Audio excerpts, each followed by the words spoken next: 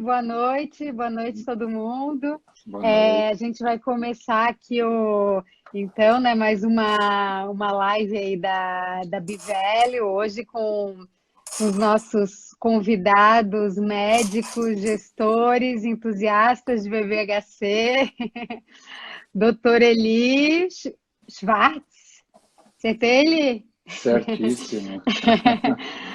A doutora Eli diretor hospitalar, e o doutor Ricardo Valente, ele é sócio do Barra Vision Center, é isso, Ricardo? O nome da tua Exato, clínica. isso mesmo. Então, ou seja, são gestores, empreendedores, médicos aí que gostam bastante do tema que a gente trata aqui na Bivelli, né? E também estudaram com a gente, né, na Bivelli, fizeram curso, fizeram outros cursos, agora querem já fazer o Green Belt, né? Então, aí entendendo tudo, né? Isso Então, aí. pessoal, é o seguinte, primeiro agradecer vocês de estarem aqui, né? Chamei vocês justamente para, eu acho assim importante, né? Médicos, gestores que estão procurando isso, entender, de poder passar um pouco para as outras pessoas, o que é, o que não é, né? Então, assim, BHC na vida real, né? Então, queria até agradecer vocês, então, explicar, eu vou explicar rapidamente só um pouquinho, porque eu acho que nem todo mundo está familiarizado, né, com o conceito de valor em saúde. Então, é o seguinte, o valor em saúde é uma estratégia aí do professor Michael Porter, da Harvard Business School, e outros professores da Harvard Business School, para a gente, que eles viram por que nós temos tantos problemas na saúde e como que a gente tem que fazer para resolver isso. Mas, claro, né, o modelo não é uma coisa muito simples, né? E tem vários lugares aí aplicando e ele vem sendo disseminado. O objetivo aqui da live é a gente, então, fazer muito essa correlação hoje com a prática clínica, né? Porque eu vejo que muitos médicos se interessam, né? Assim, são picados, eu digo que assim, né? São picados pela mosquinha aí do VBHC. Então, é a gente fazer essa correlação. Então, eu já queria perguntar para vocês, né? Primeira coisa, aí o Eli pode responder primeiro, depois o Ricardo. Assim, valor em saúde e prática clínica. Qual é a relação disso? Qual é o papel do médico, né? Qual é a importância disso? Enfim, contem aí o que vocês acham. Maravilha, então vou começar. Obrigado pelo convite, muito bom estar aqui contigo e com o Ricardo e poder discutir um pouco e conversar também com essas pessoas que vão interagindo com a gente. A resposta curta seria: o valor em saúde maximiza, potencializa boas práticas. E é claro que a grande sacada do professor Michael Porter é unificar no mesmo sistema qualidade assistencial e um modelo de negócio, porque é isso que faz o valor em saúde, né? Ele remunera de uma maneira diferenciada com melhores práticas. Então, é interessante a gente falar isso porque é o contraponto do que a gente vê hoje no mercado. O modelo de remuneração hoje, fee for service, é o que a grande maioria pratica, mas ao contrário do fee for service, quando foi desenvolvido então pelo professor Michael Porter, a ideia era melhorar a qualidade e racionalizar os custos. Essa é a grande questão que esse misto entre teoria, filosofia e estratégia de negócio, que é o VBHC, traz para a gente. Então, o grande embasamento é a equação de valor, que não é uma equação matemática, é uma equação racional. E a equação de valor em saúde, a gente pode falar que é a entrega que eu faço ao paciente, o que realmente importa para ele, o que faz sentido na vida dele, na qualidade de vida, e o custo.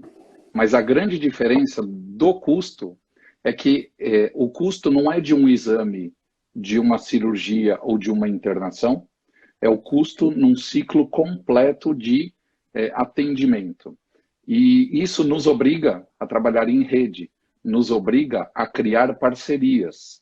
E isso sim é entregar valor em saúde, né? É enxergar para mais do que só aquele primeiro atendimento. Então, o legal é que ao redor de uma unidade de excelência, que é a unidade de prática integrada, a IPU, que ele sugere da gente criar, com um time multiprofissional, com uma liderança médica que agregue, fazendo cuidado centralizado, individualizando esse cuidado, é em cima desta unidade que é montado o modelo de negócio. Por isso que eu acredito muito o quanto o VBHC pode fazer diferente no mercado, porque este modelo é fadado ao insucesso, porque ele não garante qualidade, né? O fee for service, ele monetiza cada vez que você executa um serviço e não necessariamente promove qualidade, e não garante essas parcerias estratégicas que tanto se precisa para chegar ao conceito de valor, né? Então, e é legal falar que a IPU veio para quebrar um paradigma, porque quando você atende e se dedica a atender uma condição de saúde, você atrai mais pacientes que estão buscando a tua expertise naquela, já que eu sou dedicado. Então, eu crio um ciclo entre atrair pacientes, atender cada vez mais e melhor, e isso quebra aquele paradigma de que qualidade e volume não podem estar juntos, porque é exatamente o conceito de valor, né? Eu me especializo numa condição de saúde, eu crio uma rede para atender melhor esse paciente e eu vou atrair mais ainda, eu vou ganhar market share, eu vou promover dentro de toda a cadeia o aumento de qualidade e a sustentabilidade. Então é muito legal que a IPU veio para quebrar alguns paradigmas que a gente aqui médico foi criado acreditando neles, né? Então, o VBHC quebra um pouco os nossos paradigmas, né? Com certeza. Pessoal, o Eli é professor também, quem não conhece o Eli, por isso que ele explicou assim brilhantemente, né, conceitos assim que são bem complexos assim de a gente entender, né? Mas é bem isso mesmo, essa questão de ele estar relacionado com melhores práticas, com estratégia, com volume, de fazer, né, cada vez melhor e você ter mais pacientes, né? Enfim, é um ciclo virtuoso, né? Que ele chama o ciclo virtuoso de valor. E aí, Ricardo, conta pra gente Eu, também o que que tu pensas. eu já estava preparado, né? Preparei dois caminhos diferentes, né? Já estava preparado de ser o segundo ou de ser o primeiro, né? Primeiro a gente faria uma introdução não brilhante como a do Eli, né? Mas em segundo, o que eu quis? Então aí eu pensei em da gente trilhar de certa forma de outro caminho.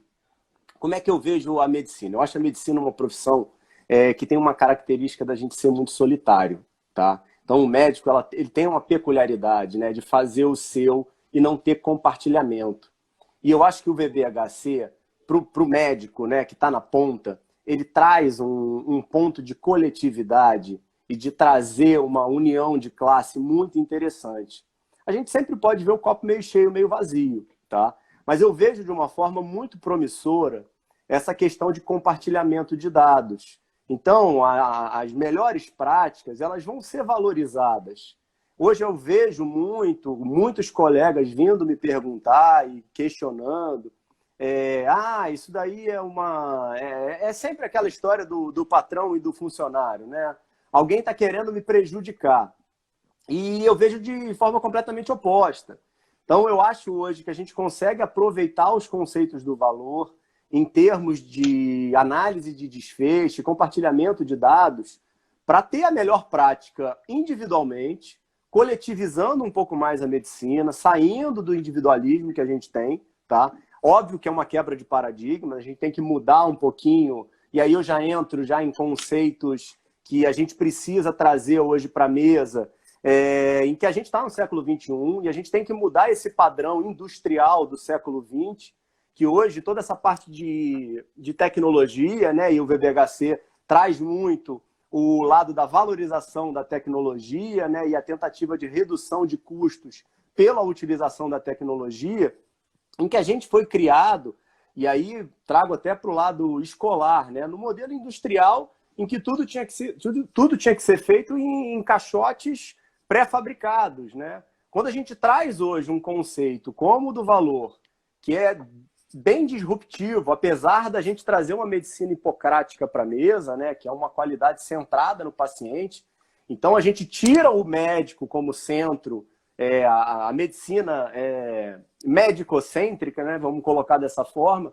e joga o paciente no centro do cuidado, trazendo o objetivo dele como desfecho, né, o que ele realmente quer, e a gente começa a trabalhar e objetivar essas melhores práticas e avaliar quem é o melhor profissional, e aí a gente traz toda a equipe multidisciplinar, como ele colocou muito bem, né, das unidades de atendimento integrado, dentro de cada doença, dentro de cada patologia, mas a gente tem esse sincronismo de equipe, né, em que tudo bem, já vou colocar um termo aqui que começa a criar um pouco de polêmica dentro da classe médica, que é a história dos pacotes, a história dos bundles, mas que pode ser trabalhada de uma forma positiva, né? Então a gente tem um valor unitário para toda essa cadeia de cuidado, em que as melhores pessoas que estão trabalhando melhor vão trazer um resultado muito positivo. E o último, terceiro dado que eu queria só deixar na mesa aqui para a gente debater, que eu acho muito interessante, é o ponto em que muitas vezes a gente não gosta de ver. Ele deve ter muita propriedade para falar sobre isso. Mas a gente tem uma inflação dentro da área da saúde, eu não gosto muito do termo de inflação médica, que eu acho um pouco maldoso com a classe médica, mas essa inflação da saúde, que vem crescendo nos últimos 25 anos, e a gente, como saúde, é a maior inflação que tem no mercado todo. Então, alguma coisa está errada nisso e alguma coisa precisa ser mudado. E esse ponto do valor, né, eu acho que é um ponto... uma vez eu vi uma palestra que eu achei muito interessante, que o valor, além da medicina, ele tem um conceito de design thinking, né, e um conceito de engenharia de produção, que é você conseguir ver toda a cadeia, né, toda a cadeia de produção que a gente não vê na medicina. Então, você produz a sua especialidade, você trabalha naquilo ali e não vê todo o resultado que o paciente que você está trazendo para o paciente em todas as possibilidades. Então, acho que são assuntos super relevantes. Acho brilhante aí o que a Ana está fazendo, trazendo, e aí outros profissionais aí que estão no mercado, trazendo valor com força aí para o Brasil. Acho que a gente precisa trabalhar mais em cima disso. Eu sou um completo otimista em cima do assunto. Acho que, como ele falou, a gente tem um problema grande em relação ao fee-for-service. Infelizmente, a gente não vai conseguir fazer essa mudança de fee-for-service para valor, né? A gente vai ter que fazer um híbrido disso daí, até porque as pessoas não aceitam de hipótese nenhuma, mas sou bem otimista com tudo que está acontecendo e com tudo que vem sendo construído. É um ponto aí que tu falou também que eu acho bem interessante, Ricardo, essa questão de né, os profissionais que se destacam, que estudam, vão para fora, querem fazer sempre o melhor para o paciente, eles se sentem frustrados hoje, né? Porque às vezes né, eles se dedicam, fazem o melhor, sabem que estão fazendo às vezes melhor do que outros locais, mas não são recompensados por isso, né? Não tem uma remuneração diferenciada, né? Então, isso acontece muito, né? Os gestores de hospitais também reclamam quando é um hospital, né, que tem uma qualidade, mas às vezes o convênio não está diferenciando, né? Isso acontece o tempo todo. E o fato de a gente estar sendo, né, como o Porter fala, tratados como commodity, né? A gente é tratado como feijão, né? Feijão é tudo igual, né? Feijão tanto faz comprar num lado, comprar em outro, né? Então é isso que é hoje a saúde, né? Esse fato de a gente ser tratado aí como feijão, né? Porque também a gente não está mensurando os nossos resultados, né? Porque é muito esforço para né, para a gente fazer, às vezes, os processos muito bem feitos e mensurados e tal, essa onda de qualidade que teve aí no pai, né, desde os anos 2000, uns 20 anos atrás, trouxe muito isso, a questão dos protocolos, que são importantes, mas a gente perdeu um pouco o foco no resultado, né? Então, assim, gasta-se muito tempo e muito dinheiro medindo o processo, né? E enquanto a gente poderia estar medindo, às vezes, alguns resultados, e nem toda uma coisa que o Porter fala, assim, é que às vezes você não capta, mesmo medindo nos protocolos, alguns indicadores de processo, você não capta toda a complexidade do atendimento ali, né? Às vezes tem muitas outras, então, assim, medir resultado é muito importante, né? Como é que eu vou saber, né, se um profissional é melhor que outro? Como é que o convênio vai saber também remunerar? Como é que o paciente vai saber escolher, não é? Então, assim, eu acho que não é à toa que geralmente os médicos, quando começam a ler um pouquinho do assunto, assim, se identificam, né? A gente acaba se identificando muito, porque a gente vive esses problemas, né, na prática. Bom, mas então agora vamos partir aí para o nosso próximo tópico. Então, né, a gente sabe muito importante, né, para a prática clínica, né, é um conceito que tem tudo a ver com assistência, né, com o médico, mas eu acho que tem uma coisa importante também que a gente tem que conversar, que é a questão da liderança, né?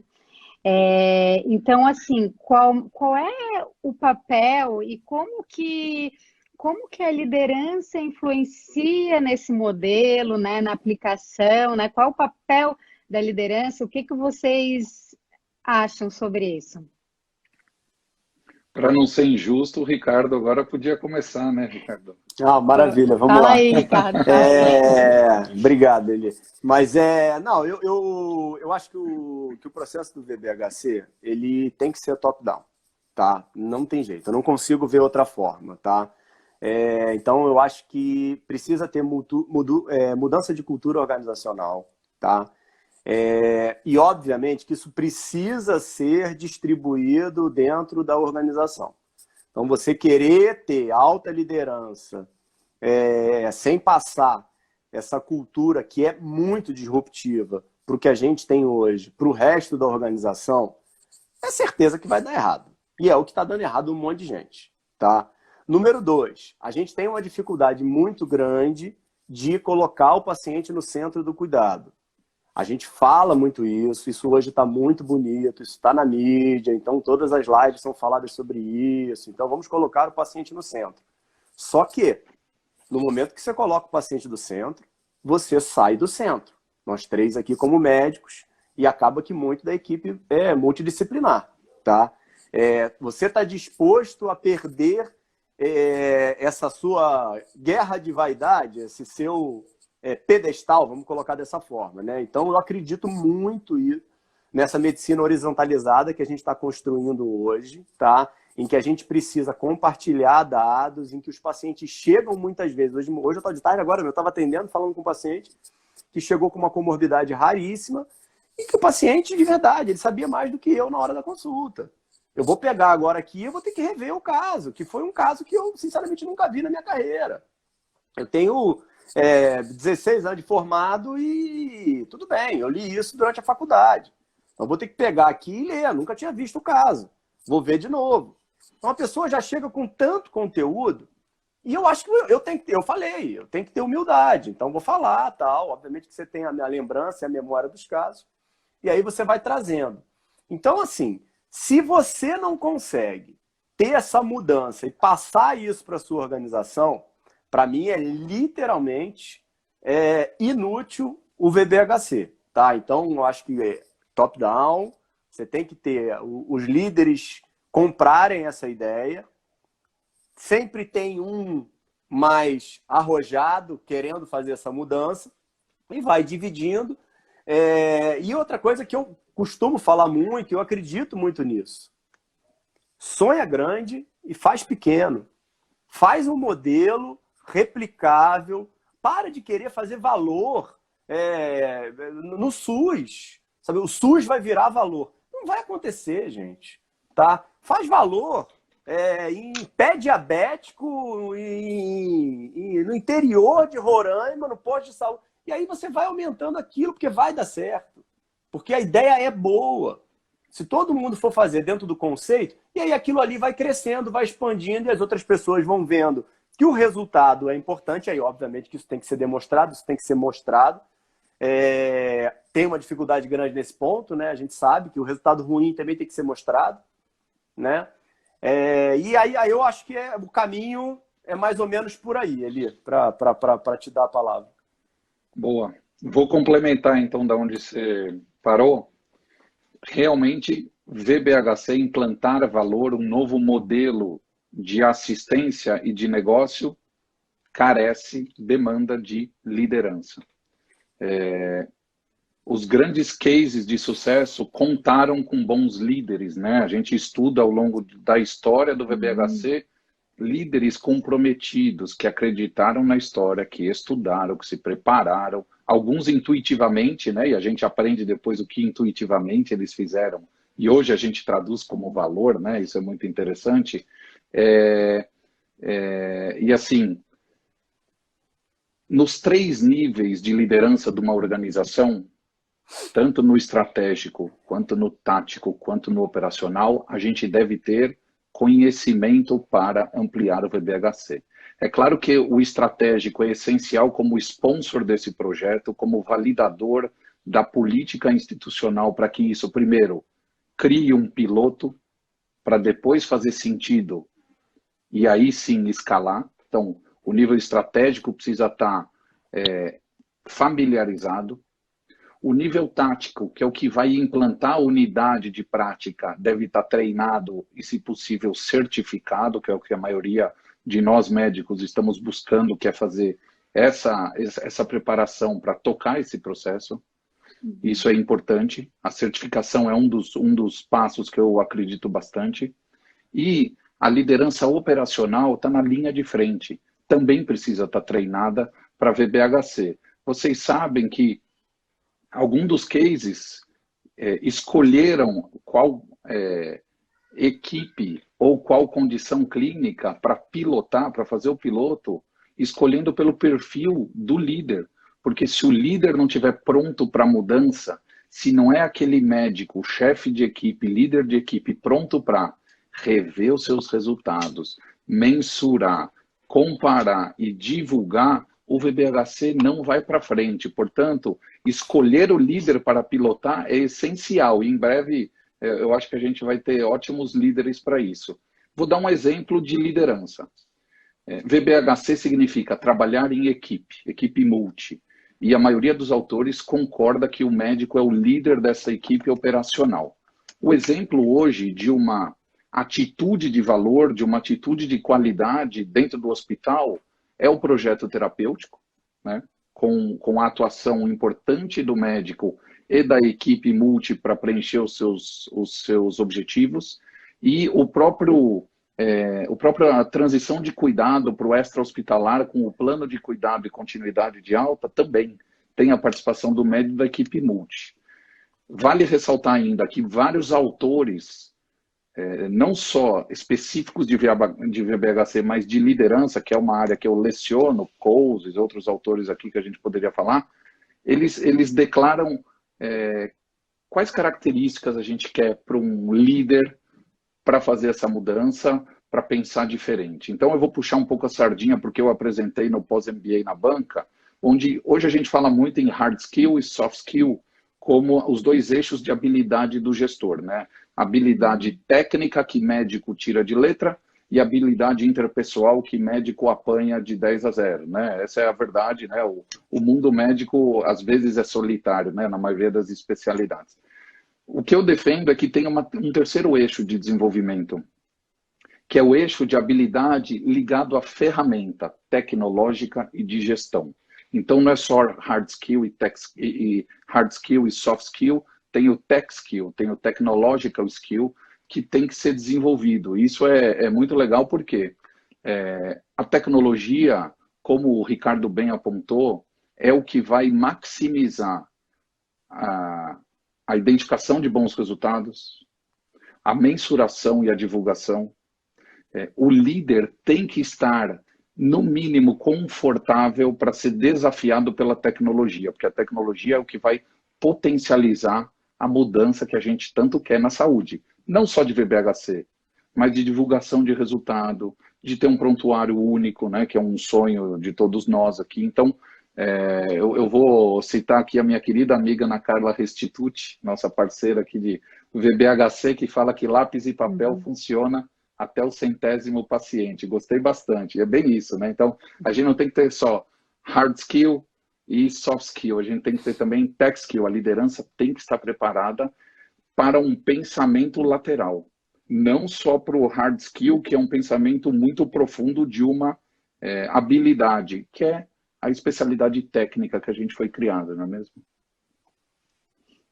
É Não, verdade. e nesse ponto, Ana, só que eu acho que é fundamental da gente colocar, né? Que é isso que o Eli está falando. Às vezes parece que vai demorar e parece que demora, né? Mas a gente hoje tem muito aquele conceito da exponencialidade, né? Da tecnologia. Então, hoje eu até mandei aquele artigo para vocês de tarde lá que eu vi na Veja. Eu estava com uma teoria na minha cabeça que o conceito médico estava dobrando a cada 18 meses, tá? Então a faculdade não tinha mais nenhum sentido, conceitualmente falando, né? Porque a cada 1 ano e meio você teoricamente teria que fazer outra faculdade, né? E aí naquele artigo ele simplesmente fala que está dobrando a cada 2 meses e meio. Né? E isso daqui a pouco É vai uma ser a cada loucura. minuto.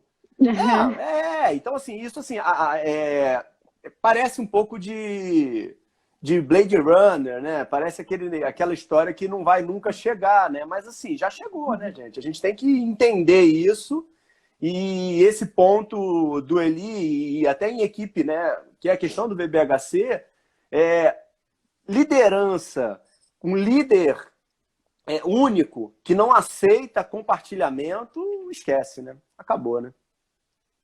Essa questão da exponencialidade também, quando começa, né, quando chega a disrupção, né, às vezes ficam ali, né, a maioria incrédula ali com relação à mudança, e daqui a pouco ela vem com tudo, né? Então, tem um conceito que é muito interessante, que a gente está num camarote de um estádio de futebol, e aí um louco começa a pingar um gotejador no meio do campo. E aí, teoricamente, cai uma gota a cada segundo, de uma forma exponencial, passa de uma gota, passa para 2, de 2 passa para 4, de 4 passa para 8 e assim por diante. Quanto tempo você se afoga? Você se afoga em 15 minutos. Quando chega mais ou menos no 14º minuto, o estádio só está pela metade. E aí você acha que dá tempo de sair. Aí você sai. Só que quando você acha que você vai sair, você morre. Que é bem a ideia da exponencialidade hoje. Então você acha, eu estou preparado, porque as coisas estão mudando. Vamos ver, ano que vem a gente toca esse projeto. Quando você vê, seu estoque acabou. Entendeu? Então, bota a mão na massa aí no VBHC, toca a bola isso daí, porque não vai demorar muito para as coisas mudarem, graças ao bom Deus. Porque uma coisa também que é importante, né, para os médicos, gestores, assim, né, entenderem que o processo ele demora, né? Então você vai implementar, você vai ainda aprender com aquele resultado. Então, né, existe um processo aí para o hospital conseguir melhorar e realmente gerar valor, né, com modelo, medindo resultado, porque a gente sabe que é gestão. A gente não está falando né, a gente não está falando de fazer qualquer coisa. Gestão não é uma coisa fácil, né, que a gente consegue, né, melhoria da noite para o dia. Então, é importante, né, essa preparação por isso, né, porque senão quando o hospital, aí o gestor querer fazer alguma coisa, já passou, né, já está para trás, como o Ricardo falou. E uma coisa que eu queria também pontuar aqui com relação à liderança, como ele estava falando ali, hard skills, soft skills, né? Eu acho que dentro dessa, e essa tech skills também, que agora é cada vez mais em alta, né? Eu acho que dentro disso tem algumas coisas assim que são importantes no VBHC, né? Então, aquele líder que ele entende, eu acho, da patologia, que ele tem uma experiência naquela patologia, tá antenado, né, enfim, nos congressos, o que tem de novo. E além disso, tem características de um bom líder, né? Se comunica bem, né? Então, eu fico pensando assim, né? Quantos líderes tem assim numa instituição, num hospital, né? Quantos? Então, assim, realmente, às vezes também a dificuldade que a gente tem é até da falta dessa liderança, né? essa liderança aí que entende, né, daquela patologia, que é da especialidade. Eu já passei também por, eu, assim, concordo 100% aí com o que ele falou, que às vezes a liderança é mais importante do que qualquer outra coisa para escolher a condição de saúde, né? Inclusive já tive discussões quando fui implementar um projeto por causa disso, né? Porque, né, o hospital estava vendo mais né, a linha de cuidado estratégica para eles, mas a liderança não tinha perfil de liderança, né? E enquanto eu estava tentando, né, falar para eles, olha, isso daqui tem mais chance de dar certo, porque então eu acho assim que o papel da liderança médica é muito importante, né? Bom, então vamos lá, agora que a gente falou um pouquinho de liderança, falou um pouquinho de médico, vocês que fizeram aí os cursos, já entenderam os conceitos, trabalham na gestão aí, o que vocês estão visualizando para a prática? Já começaram a fazer alguma coisa ou estão pensando em alguma coisa, visualizando na prática, e como é que está aí? Então, vou começar pelo Eli agora, então. Bora, vamos lá. Primeiro, as operadoras verticalizadas de plano de saúde e os novos ecossistemas que estão sendo criados pelas fusões e aquisições são, assim, lugares ideais para se implantar VBHC, porque você tem a linha de cuidado inteira sob a sua gestão. É um enorme facilitador ter essa linha de cuidado inteira. Você consegue, com maior facilidade, criar ambulatório específico, contratar médico especializado, garantir um atendimento em período integral dele, já que alguns trabalhos demonstram que a atividade em maior período melhora a assertividade, né, nos diagnósticos e tratamentos. Então, a gente consegue criar ambulatórios específicos e, inclusive, vocacionar hospitais para determinadas patologias. Então, é nesse ambiente, e falo de um desses, né, já que trabalho numa operadora, nesse ambiente é um ambiente ideal para se implantar o VBHC. Além disso, quando você vocaciona um hospital, você cria unidades satélites para drenar pacientes para ele, para drenar pacientes para, quando necessário, submeterem-se a tratamentos dentro desse hospital, o que amplia o outro conceito de VBHC, que é a expansão geográfica, que é fazer esse ciclo virtuoso aumentar na expansão geográfica, aumentar territorialmente e aí sim ganhar market share com qualidade, porque é isso que o VBHC fala disso. Que a grande sacada é ganhar por qualidade. Para isso tem que ter volume. Então, primeiro, vocacionar a sua unidade, eventualmente o seu hospital, para poder escalar e aí sim drenar pacientes, fazer essa expansão geográfica e o market share vai trazer mais paciente. Então, na instituição que eu tenho o privilégio de dirigir atualmente, a gente iniciou um escritório de valor focado em paciente com AVC, a gente já está no 2º semestre de coleta de resultado assistencial, além da experiência, né? Nós também coletamos a experiência, e aí o Dr. Rafael Leão, meu grande parceiro, é o responsável já há muito tempo da mensuração da experiência, o que é eu valorizo bastante entender o nosso grau de relacionamento com o nosso cliente. Então, a gente utiliza os questionários de outcomes, de resultado e de experiência, os PROMs e PRAMs, para acompanhar os pacientes. Para isso, a gente se apoia, a gente consegue utilizar os standard sets da ISHON, né, que é o consórcio internacional que faz os padrões de mensuração. Então, a gente não precisa inventar, né, o VBHC, metade do caminho já tá por aí para a gente implantar. A ISHON é a grande, acho que é a grande centralizadora dessa preocupação do acompanhamento do paciente, fazer questionário do que importa para ele, isso é acompanhar, isso é fazer valor. E esses questionários já estão em quase 42, estão 40, em breve já saem mais 2. Né? Então, a gente consegue fazer isso. A segunda etapa, depois da coleta, em breve a gente faz a análise crítica, o estudo de case mix e da variabilidade, faz a revisão, né, Ana? Faz nessa primeira etapa, a gente faz revisão de literatura, o valor é baseado em evidência, rever literatura, para aí sim partir para o segundo ciclo, que é o ciclo de melhoria. Né? Então, isso demanda tempo, O valor, ele é uma sementinha que a gente planta, primeiro é mensurar o resultado, né? Então, é nessa etapa que a gente está, e eu estou muito orgulhoso do que a gente tem feito. Parabéns, Eli. Realmente é um trabalho aí que exige uma dedicação, né? Mas aí vão colher frutos. Vocês estão há quanto tempo, Eli, mensurando? Não sei se falou. Já estamos no segundo semestre. Ah, segundo A semestre. experiência já é, a experiência já é mensurada há 3, 4 anos. Agora, o paciente com AVC a gente acompanha já no segundo semestre já. É pouco ainda. Legal. A gente ainda tem que ter massa Mas já dá crítica. para ir tendo, né? Já dá para ir tendo uma ideia já dos resultados, né? Legal, legal. Pô, parabéns. Obrigado. Eu estou E tentando aí? construir lá na clínica, eu fiz toda uma argumentação aqui, que as coisas estão muito rápidas e acabando, exatamente para a Ana poder ter poder de argumentação contra mim, né?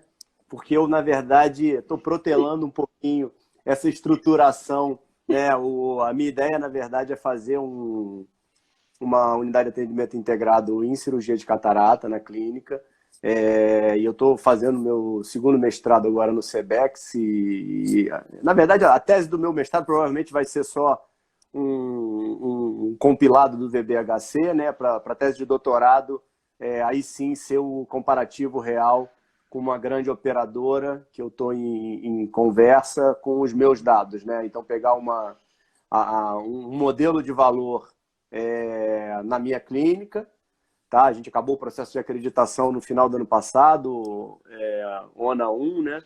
Então, estou protelando um pouquinho o início, estou estruturando agora que eu estou mudando de prontuário eletrônico para fazer toda a captação de resultado.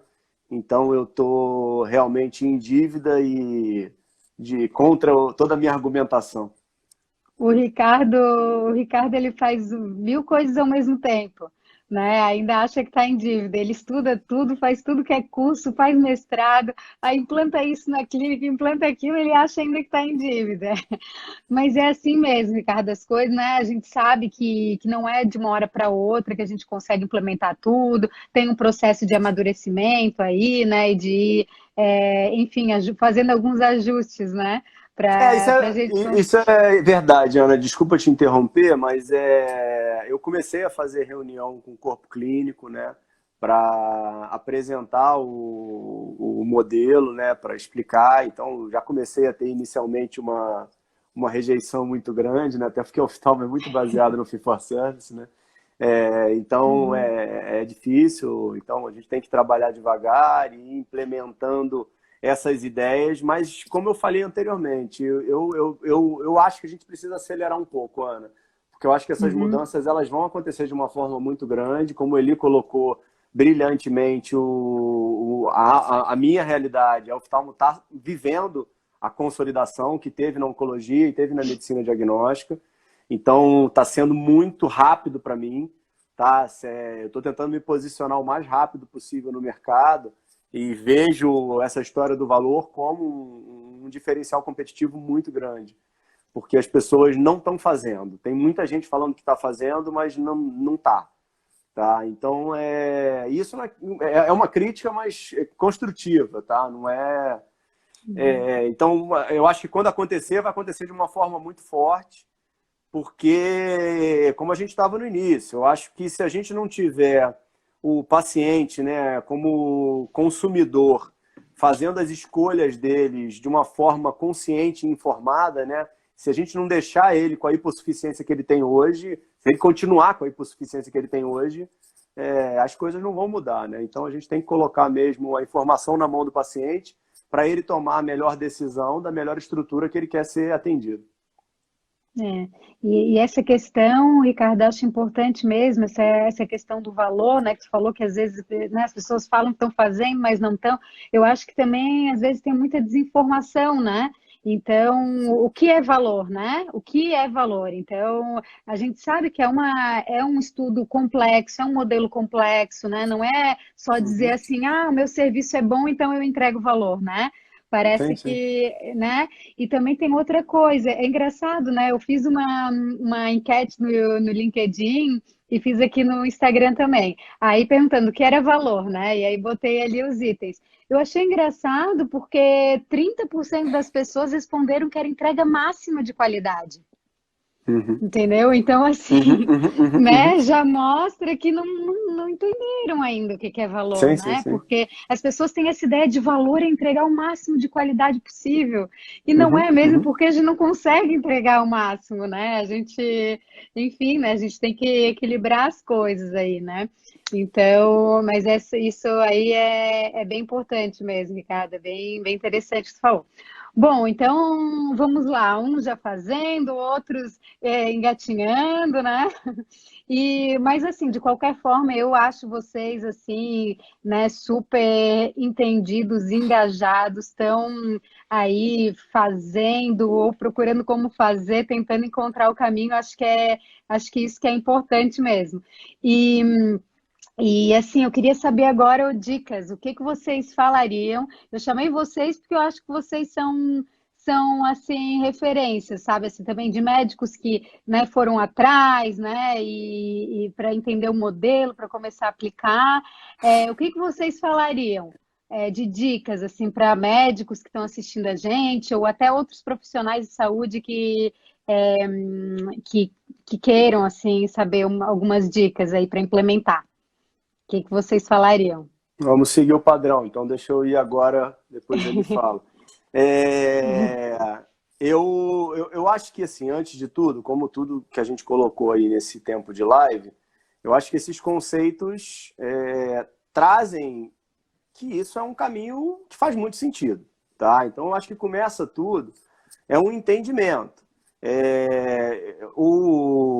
O Redefinindo a Saúde, né, o Redefining Healthcare, lá do Porter, de 2006, é um livro relativamente pesado, denso, né? Então, para mim é êxtase ler aquele livro, mas assim, tem gente que pode não ter tanta paciência para ler, tá? É, Eu acho uma leitura quase que obrigatória hoje para o modelo que a gente está tendo, porque a gente está caminhando, tá? Então, no meu entender, é algo muito consistente que pode ser utilizado, tá? Aí, a Ana vai me pagar por isso, tá? Mas vou fazer um jabá aqui para o curso dela. A Ana construiu um curso online, tá? Que eu, assim, de verdade, recomendo muito. Ficou muito bom. É um curso objetivo, é um curso claro, é um curso consistente, que você conseguiu tocar em todos os conceitos e eu acho que foi muito abrangente, tá? Então, parabéns, eu já te elogiei publicamente algumas obrigada, vezes, estou te obrigada, Ricardo. elogiando Ó, mais uma vez, tá? nem era o Então, combinado, mas obrigada aí de pelo verdade, elogio. tá me devendo essa. Mas é real, né? As pessoas Que que me bom. escutarem aí nesse eterno sabem que eu sou desse perfil de falar o que eu acredito, tá? Eu acho, tem o curso do VBHC holandês, tá? Que eu acho muito legal, tá? Que teve hoje, a Márcia está fazendo muito, então uma pessoa também Uhum. espetacular, e está tendo um baita de um sucesso. Tem os cursos de Harvard, do Porter, tá? Que tem cursos pagos e tem até o curso que dá para você se aplicar para tentar fazer. Então é também uma possibilidade super interessante. E agora a Elizabeth está fazendo também em Austin, né? No Texas, ela está lá com uns cursos, Mestrado, né? mestrado, né? Deve ter algum É. curso menor também, né? De curta duração, não Não sei, nem sei, procurei não saber. vi. Quando eu estava Então, lá em Harvard, ela estava fazendo essa propaganda do mestrado, né? Mas de outros cursos eu não conheço, não. deve ter, né? Até porque o É, mestrado é um curso mais denso, né? Que acaba que sim, você precisa sim. ter um pouco mais de domínio do inglês, que você acaba tendo um É. pouco mais. Esse é até um ponto relevante, né? Hoje a gente está vivendo uma realidade em que você consegue pegar tudo praticamente gratuito na internet, né? Tem muito conteúdo de qualidade. E, infelizmente, a grande maioria desse conteúdo de qualidade que a Ana trouxe, está trazendo, tem para o português, a maioria das coisas estão em inglês, né? Então acaba que Uhum, sim. ainda, infelizmente, é um limitador, apesar de grande parte aí dos médicos especificamente utilizar. mas acaba sendo um problema. Então, acho que nessa questão de cursos é por aí, mas volto para a história de propósito, né, Eli? Que aí até dentro das tuas áreas aí de domínio, né, e que leciona, né? Se você não conseguir encontrar esse teu why, né, esquece, né? Vai fazer valor à toa, né? Concordo plenamente. Vou aproveitar de alguns pontos que você passou. Primeiro é buscar informação. É o que a gente está fazendo aqui. É difundir, né? Tem muitas das pessoas que estão vendo a gente que não são necessariamente apropriados com esse tema, mas que vão ser provocados, né? A buscar. Então, como a gente fez também no começo, entrar em fórum, identificar cursos que são, às vezes, num formato mais curto e objetivo, mas que te amplia a visão e te estimula a continuar a estudar. E certamente eu também fiz o curso, gostei bastante também. A partir desse curso eu também provoquei algumas discussões com a própria Ana Júlia, até de implantação. Uhum. E eu acho que vale a pena sim partir para a certificação para os líderes, para os gestores que querem realmente se especializarem na prática que vai ser a dominante para os próximos anos em algumas áreas, né? Isso é interessante. Uhum. Depois disso, dentro de cada instituição, é difundir esse conhecimento. Já que a gente precisa do apoio da alta liderança, a gente precisa também fomentar dentro da nossa organização, dependendo do teu nível hierárquico, esta visão. Então, difundir o conhecimento é importante, porque se você não tiver um sponsor alta gestão junto contigo, isso não vai acontecer. Inclusive, existem alguns trabalhos que sugerem até uma fórmula matemática para entender quantos líderes devem estar treinados para conduzir essa mudança, né? A raiz quadrada do número de liderados deve ser o número de líderes treinados em VBHC, né? Um dos trabalhos fala bastante disso. Faz sentido, porque tem que ter massa crítica, tem que ter massa crítica que compreenda que mudanças que a gente tem que fazer, ou aonde a gente quer chegar. Escolher começar pequeno. O Ricardo sinalizou super bem.